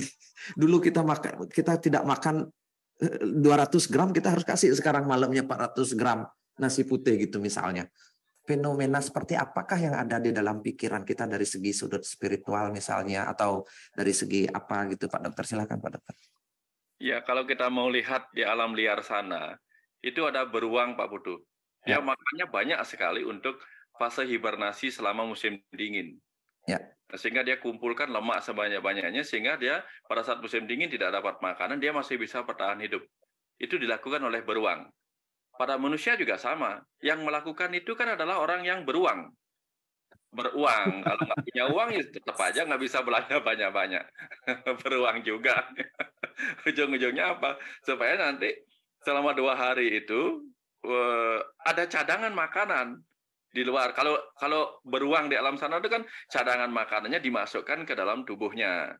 Nanti 2 hari selama ini nggak makan, itu diolah lagi. Nah kalau kita kan enggak, manusia yang beruang gitu. Seperti fight and flight itu Pak Dokter berarti ya? Ya. Seperti fight and flight ini kan? Oh iya, ya, ya, dia fight untuk menghadapi kenyataan di kemudian hari tidak bisa belanja, ya udah beli aja dulu. Beli aja dulu gitu akhirnya. Ya, dia secara kalau beruang nyimpan di tubuhnya, dia nyimpan di kulkasnya gitu. Tapi jadinya, orangnya beruang juga gitu. Jadinya penting sekali menata pikiran saat puasa dan kita aware. Aware kan Pak Dokter harusnya jadinya kan kita harus sadar. Kalau kita tidak sadar melakukan puasa ini tidak dengan niat yang baik atau dengan pikiran yang baik, ada fase muncul ya tadi itu balas dendam atau menyimpan kembali yang kosong yang kurang tadi. Gitu kan fase. Jadinya kesadaran balik lagi ke ilmunya spiritual itu kan Pak Dokter, kita menyadari apa yang kita lakukan sehingga kita tidak lupa diri pada saat buka puasa itu kan kembali ke dalam diri, tempat perenungan kan sama berarti sama teorinya Pak Dokter yang disampaikan kemarin waktu acara di mana namanya di pabriknya Faras itu. Kembali kita menemukan itu bahwa kita sadar akan diri kita sendiri kan. Silakan Pak Dokter. Betul, persis seperti itu Pak Putu. Karena banyak yang mohon maaf gitu, kata kalau tidak menjalankan puasa dengan benar sebagaimana diajarkan dan juga dijelaskan oleh Dr. Ami tadi melalui mekanisme fisiknya, maka di jam puasa dia puasa, setelah puasa dia puasin gitu. Oh, puasin. Habis puasa puasin gitu. Ya, jadinya jadi tadi berlebihan, makannya berlebihan gitu. Cuma kasarnya gini, bisa merubah jam dosa gitu. Biasanya dosa pagi, sekarang malam dosanya. Merubah jam makan. Bu Dokter Ami silakan Bu Dokter. Apa fenomena apa seperti itu dari segi pandang Ibu Dokter sebagai dokter atau sebagai muslimin? Kalau saya memandang dari segi psikologis saja Pak Putu. Oh, psikologis dokter enggak. Silakan. Bahwa makan itu kita menganggapnya itu suatu hiburan, suatu kesenangan. Ya. Jadi pada saat kita berpuasa, di mana kita tidak menyiapkan diri dan kita tidak tahu manfaat dari berpuasa, kita akan merasa bahwa kesenangan kita itu diambil. Nah, itu menimbulkan penderitaan. Tentu sebagai kompensasi, kita tentu ingin menghilangkan penderitaan itu dengan cara apa? Menggantinya dengan kesenangan yang lain. Yang sudah hilang adalah kita dilarang makan, di mana itu ada kesenangan kita menggantinya dengan apa? Dengan makan yang lain untuk mengganti apa yang kita sudah anggap hilang tersebut. Jadinya manusia nggak mau menderita Bu ya, kalau menderita sedikit harus balas dendam. Nah, karena apa? Kesadaran, lagi-lagi kita ngomong tentang kesadaran yang di prefrontal itu adalah pusat kesadaran kita yang membedakan kita dengan hewan. Rata-rata masih menganggap puasa ini adalah suatu penyiksaan.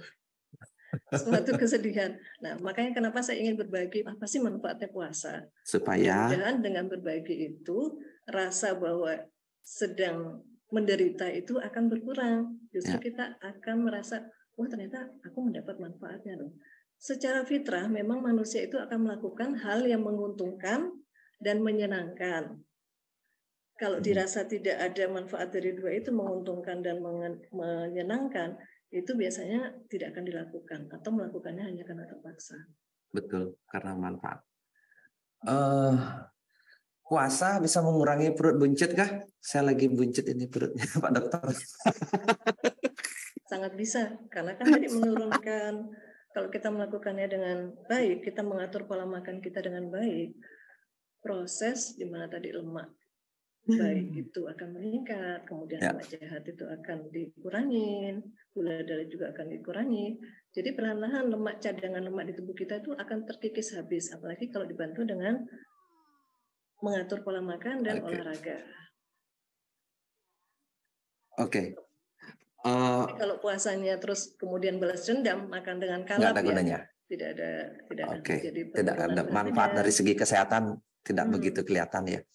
Mungkin Pak Dokter ada yang ingin disampaikan mengenai mungkin pada saat ini kan bulan puasa juga, sekalian apa yang ingin Pak Dokter titipkan melalui acara ini, atau ada hal yang ingin disampaikan lagi mengenai materi tentang puasa dan kesehatan pencernaan ini, atau kalau saya sih pengennya topiknya sebenarnya puasa dan memang pengendalian diri dan pikiran, karena sebenarnya kesehatan pencernaan untuk menjaga itu minim pengaruhnya, malah kita tambah lebih sehat. Tapi apakah sebenarnya puasa dulu kita bisa mengendalikan pikiran, atau menjaga pikiran dulu baru kita bisa puasa? Sebenarnya yang mana yang benar itu? Atau Pak Dokter mungkin, atau ada sesuatu yang ingin Pak Dokter sampaikan tentang nilai-nilai spiritual yang ada di balik puasa ini dari sudut Bapak Dokter sebagai penekun spiritual? Silakan. Ya, kalau kita bicara tentang 3 hal nih Pak Putu, faras, kemudian puasa, kemudian kesehatan dan sebagainya itu. Kita pertama bisa melihat kata puasa berasal dari kata upawasa. Upa artinya dekat, fas itu artinya hidup. Berarti puasa atau upawasa ini adalah sebuah kegiatan yang membuat kita bisa mendekat dengan sang hidup. Siapa sang hidup? Itu Tuhan atau percikan Tuhan dalam diri kita. Sehingga dengan berpuasa kita bisa merasa bersyukur bahwa betapa pentingnya, berapa banyaknya hal-hal yang sudah diberikan selama ini. Nanti kalau kita sudah dengan upawasa ini mendekat kepada sang hidup dalam diri kita, nanti kita akan menemukan yang hilang selama ini. Misalnya, apa sih visi misi kita sebagai sang hidup? Pak Dokter, sebentar dulu. Berarti puasa artinya mendekatkan diri dengan sang pencipta. Sang pencipta atau sang pemberi hidup itu. Berarti sebenarnya puasa kita dengan cara tidak makan ini kita mendekatkan diri gitu. Sesungguhnya demikian. Gitu. Oke, lanjutkan. Saya baru ngerti sekarang.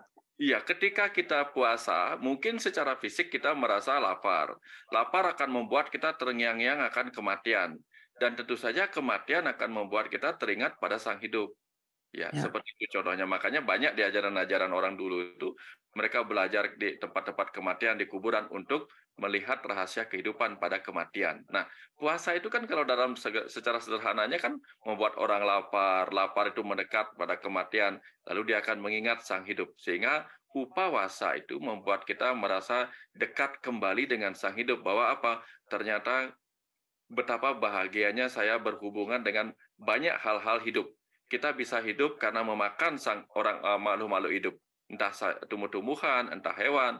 Berarti kita harus berterima kasih kepada makhluk-makhluk hidup yang kita makan, juga berterima kasih kepada sang hidup yang ada dalam diri kita yang membuat kita hidup, ya, dan sang pencipta yang membuat segala kehidupan ini. Itu tujuan utama dari upawasa tadi dalam ajaran Sanskerta itu. Nah, sehingga kalau kita sudah mendekat kembali dengan sang hidup itu, kita akan menemukan banyak hal-hal yang hilang. Banyak faras, banyak hal-hal yang selama ini hilang dalam perjalanan kehidupan kita ini. Menemukan apa sih visi misi hidup kita, apa sih sebenarnya kita cari di kehidupan ini. Banyak hal yang dulunya tidak kita temukan, akan kita temukan kembali lewat puasa ini kalau kita merenungkannya lebih detail. Kira-kira seperti itu, Pak Putu. Ya, seperti Pak itu. Dokter. Jadinya antara puasa, faras, dan kesehatan nyambung semua ya Pak Dokter ya. Ya. Jadinya kita puasa tujuannya adalah mendekatkan diri kepada Sang Pencipta atau Sang Pemberi hidup, dan kewarasan itu adalah sehingga kita menemukan kembali kewarasan kita, menemukan visi misi atau makna hidup kita sendiri, di balik juga pastinya memberi kesehatan seperti Bu Dokter Ami tadi ceritakan. Betul. Ini disambung-sambungkan atau memang nyambung gitu? Karena kefarasan juga berarti kesadaran, juga berarti kesehatan gitu. Oh, kan seperti itu ya. Ya. Sehingga nyambung sebenarnya. Pasal-pasal itu sedang terkonek terus-menerus. Dan saya kaget tadi dengan materinya Bu Dokter Ami, kok seperti apa yang saya obrolin dengan Pak Dokter beberapa akhir-akhir ini, kok materinya Bu Dokter Ami beberapa masuk. Saya pikir itu ada nilai-nilai spirit kan, karena ngomong bicara puasa dan itu kan, oh nyambung, berarti saya pikir begitu. Jadinya tinggal ngerasa ya Pak Dokter tadi materinya sesuatu yang menarik gitu, tidak ilmiah banget gitu, tapi ada penelitian-penelitian yang nyambung ke dunia spiritual gitu loh, ke dunia-dunia nilai makna hidup, pelayanan dan sebagainya. Karena semua memang sedang mengajarkan kita betapa kecerdasan yang ada di dalam sel-sel tubuh itu ingin sekali dipahami, karena itu yang hilang. Pemahaman akan kecerdasan sel-sel tubuh hilang. Betul. Tapi ketika kita puasa, akhirnya dia bisa menceritakan kecerdasan dirinya melalui apa yang disampaikan Dr. Ami. Makanya saya bukan terpaksa ya, saking dari tadi bengong aja melihat screenshot, sibuk nih screenshot, kalau nggak, aduh foto lagi, screenshot lagi, foto lagi. Bagus sekali, detail sekali. Kan kecerdasan itu sering Pak Dokter bilang ada di ruang kosong, kan ruang hampa itu yang diisi oleh kecerdasan. Ruang kosong itu kan sama dengan puasa. Berarti kan ruang kosong itu puasa. Ketika puasa kita penuh, berarti kan kecerdasan tubuh atau keaktifan sel-sel tubuh kembali aktif kan, kecerdasan untuk survival dan sebagainya, untuk kita tambah sehat, terus sistem pertahanan tubuh lebih kuat, kan bisa ke arahnya ke sana Pak Dokter. Puasa itu memberi ruang untuk meningkatkan kembali atau mengembalikan kembali kecerdasan yang ada di dalam diri kita yang selama ini pasif atau hilang kan gitu Pak Dokter. Lupa dia sama dirinya sendiri. Silakan.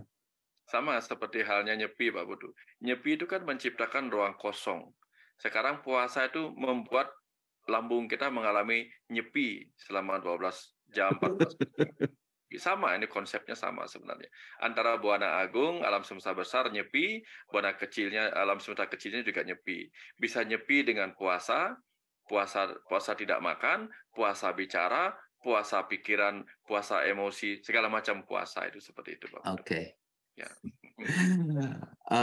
Bu Dokter Rami, terakhir ada yang ingin disampaikan sebelum kita tutup, udah kemalaman ini.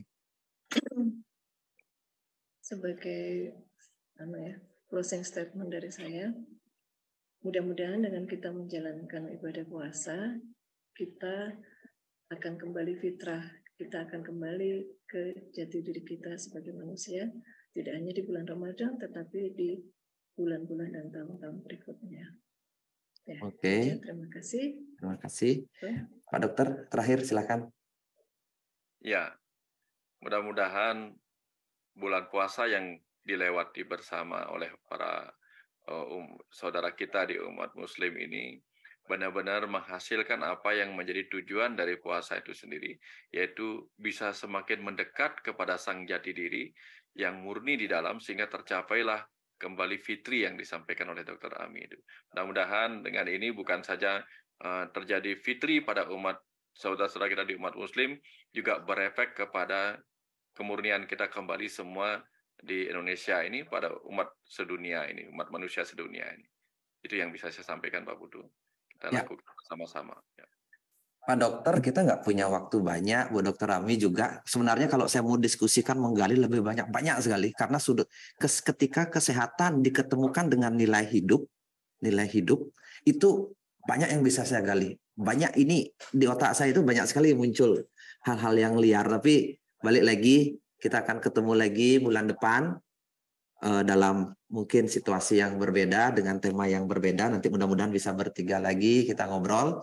Jadinya terima kasih banyak Pak Dokter, terima kasih banyak Bu Dokter Ami, dan ini pun teman-teman saya tidak ada waktu lagi untuk diskusi live dengan teman-teman yang di Zoom karena waktu kita sudah terbatas. Tapi saya sebagai foundernya Faras, presiden direkturnya Faras yang bergerak di bidang pengobatan tradisional, ingin ikut berkontribusi yaitu bagaimana menyehatkan masyarakat, dan hari ini dengan tema yang baik yaitu apa manfaat puasa dan bagaimana menyehatkan lambung. Jadinya puasanya dapat, kesehatan lambungnya dapat, dan manfaat dari puasa itu kita dapatkan. Mungkin itu dari saya. Saya ucapkan selamat malam. Sekali lagi terima kasih buat teman-teman Faras semua, para peserta yang sudah tadi mencapai 350-an orang. Jadinya Pak Dokter dan Bu Dokter Ami, Pak Dokter Mustika, terima kasih banyak. Sampai jumpa di acara berikutnya. Terima kasih dan terima kasih. Pamit dulu. Terima kasih Pak Putu, terima ya, kasih. Terima kasih Pak Dokter ya. Terima kasih Dokter Ryan, Pak Putu, teman-teman ya, terima kasih. Ibadah Dokter Ami. Terima kasih Dok.